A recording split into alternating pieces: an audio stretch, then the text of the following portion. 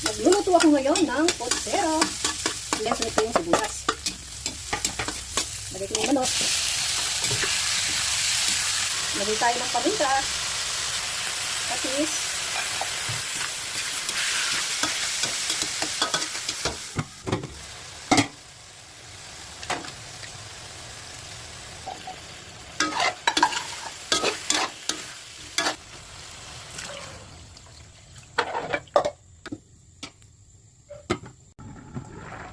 Malambot na yung manok, ilalagay ko na yung mga gulay.